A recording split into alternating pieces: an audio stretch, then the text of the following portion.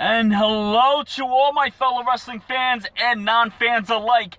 Thank you for tuning into Wrestling Parking Lot once again, where I'm going to be talking about last night's Smackdown Live. It was a Smackdown where we saw a lot of intensity, a lot of intense promos, a lot of screaming, a lot of passion.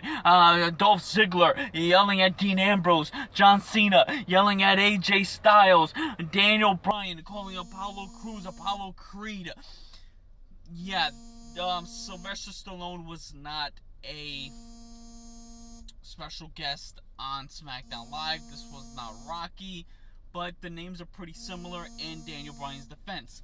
But that happened in the beginning of the segment where Shane and Daniel asked Randy Orton, what the hell was going on? Why the hell were you on SmackDown? Why were you on Raw last week?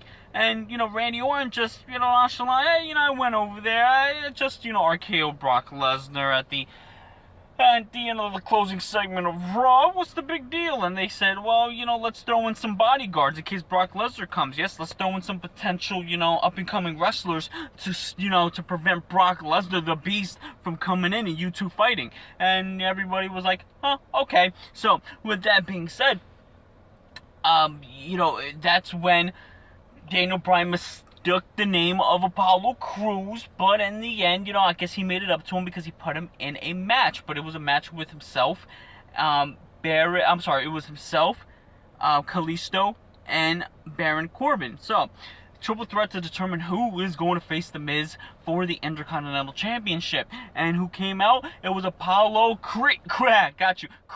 Apollo Crews comes out on top, and he is the winner. He's going to face The Miz, and The Miz thinks he's going to get one on Apollo Crews, but in the end, it turns out that Baron Corbin is laying to waste everybody at the end, hitting an end of days on The Miz, which got me thinking, okay, why did they do that? I mean, Baron Corbin did not win the number one contender match, but Baron Corbin sure as hell looked like the winner, leaving that ring, leaving everybody laid out. So, the women, now, alright, Eva Marie gets a lot of heat. Obviously, she gets more heat than fire, which is red as her hair. Okay, the people don't like her, but honestly, she holds herself at a presence where she just doesn't seem to care. So, I guess, you can't really help that. She comes out and she's gonna face Becky Lynch. Now, mind you, Becky Lynch is one hell of a wrestler, and Eva Marie is not really praised for her wrestling abilities. So when I'm looking at Eva Marie, and she's going and she's doing the whole, at the turnbuckle, and she's doing her whole thing for the fans, or whatever you want to call them, for Eva Marie, and I can tell she looked nervous, and I'm like, wow, this is her first real match on the main roster on SmackDown Live, and I can tell in her face that she looked nervous. And right when the bell rings, her freaking ankle gets hurt. Now I'm like, all right, she looks nervous. What, the playoff that she's hurt her ankle waving to the crowd or whatever? Are you kidding me? That's what the anticipation was for. I mean, look, I get it, it's the angle and everything. I mean, I get it's probably part of, the storyline or whatever storyline it is, but it just didn't make sense to me. Now, that segment I could have completely did without. I could care less. But the women's division of SmackDown Live did get saved. But not with another match, technically. It seemed like they did not want a match for SmackDown Live in regard to the women, because Natalya was going to face Carmella. Now, they had a personal thing backstage where they're getting in each other's face and talking smack. And just as Carmella's doing her, her Enzo and Big Cass type, coming out to the ring and talking, very entertaining, might I add, Natalya just blindsides her and puts her in the sharpshooter before the match can even start. So we were women's division matchless last night at SmackDown. Let's see what happens next week. Alright, moving on.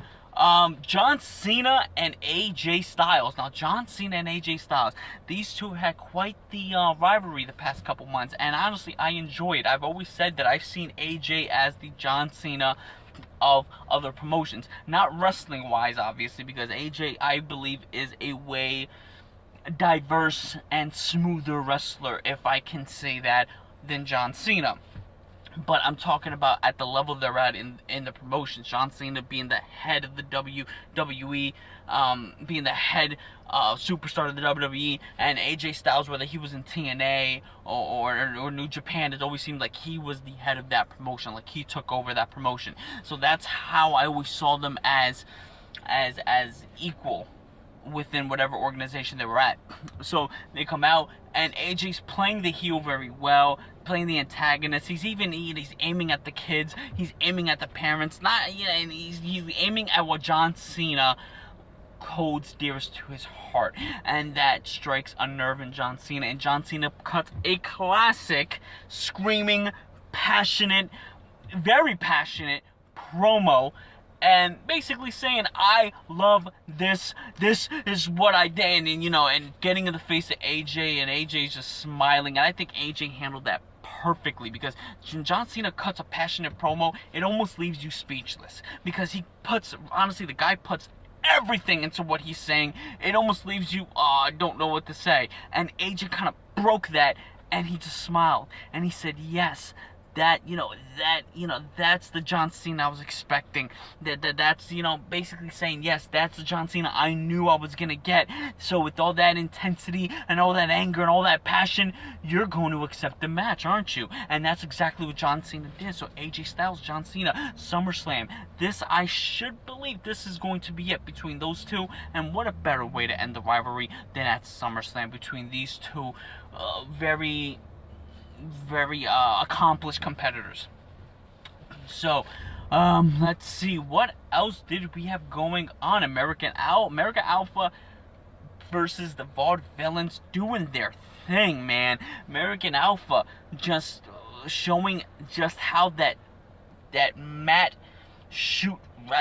wrestling background that they have, and those beautiful drop kicks, those gorgeous drop kicks, just had me amazed. It was awesome, and pulling the win over a team that I enjoy very much, the Vaudevillains. But American Alpha, you're becoming a favorite also. Alright, so with that being, I'm trying to think what else happened. Please, guys, let me know if I missed anything in this video. Please comment back, and we will keep the conversation going via via typing. So what else happened? You know what, I'm gonna get straight to what happened between Dolph Ziggler and Dean Ambrose. Now, Dolph Ziggler and Dean Ambrose, it was, alright, these two were in the middle of the ring, and they're talking. Now, I think it was a great back and forth.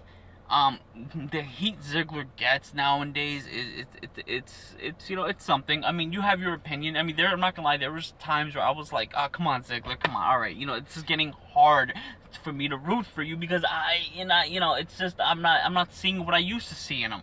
But I can't stop liking Dolph Ziggler, because I think Dolph Ziggler he's just awesome.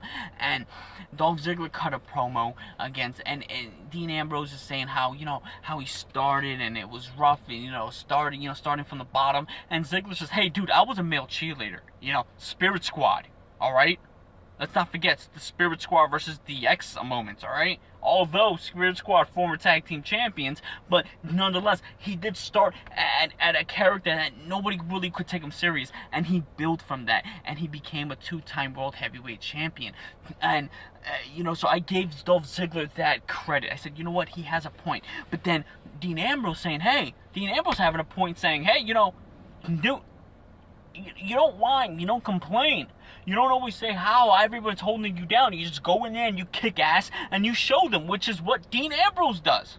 So both men had valid points, but like I said, Dolph Ziggler with the screaming, just intense promo, the ones that we always saw backstage with the next night, for some reason he wouldn't win the match, but we saw like something different in Dolph Ziggler. You know what I'm saying? We saw something like a spark, and only for Bray Wyatt to come out of nowhere, no pun intended. We'll get to that, and just come and just bam,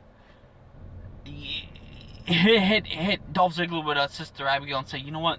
I challenge you for your number one contendership. I don't understand why they do that. Why do they? Why are you gonna have a superstar like Bray Wyatt come out and then he's going to lose? I mean, they're kind of like, I think it kind of lowers the head of steam that he has going into whatever program he's doing. But Dolph Ziggler did accept the match, although the general manager and the commissioner were like, no, you don't need to do this. And Dolph's like, I have to do this because you guys don't believe in me. And he did it, and after a great match, he won. He defeated Bray Wyatt. I'm jumping out of my chair. Not really, I was really tired. But I'm going nuts, going, yes, Dolph Ziggler now can prove that he can go to SummerSlam and he possibly can defeat Dean Ambrose for the WWE Championship. Now the last thing I want to talk about is Brock Lesnar appearing on Smackdown. Wait, did I hear that right? Is this 2004? No, it is 2016, and Brock Lesnar showed up to Smackdown only because Randy Orton was competing in a match against Fandango. Yes, Randy Orton accepts a match from Randy Orton wants a match from Fandango. So he accepts the challenge, and while he's wrestling the one half of Breezango, who do we see? We see Brock Lesnar appear. I will say it again, out of nowhere, in the stands, and everybody's like, oh, it's Brock Lesnar, and Brock Lesnar comes, and the security guards are like, don't do it, and Brock Lesnar's like, yeah, I'm gonna do it regardless, and he jumps the barricade, and he grabs Randy, and just swings him over his head. F5. Daniel Bryan, Shane McMahon come out with all the security guards that were hired in the beginning of the show, tells him he gotta go, and Brock Lesnar's like, alright, you know what, it's cool, I'm out. And he's leaving. And Paul Heyman is following, and Paul Heyman's like, that was pretty good, though. And they basically got the revenge on Randy for the Raw incident. So, makes you think, are we going to have a back and forth? Or is Randy going to be on Raw next week? Is Brock going to be on SmackDown Live next week? If so, hey, you know what? That's a treat for us. As long as we don't see all the wrestlers jumping show to show, I don't mind having just those two, because honestly, where the hell are they going to do it? Alright, so, with that being said, let me know what you guys think about SmackDown. Let me know, how are these rivalries building up for you? Let's keep the conversation going. Let's keep the conversation strong. We'll talk later.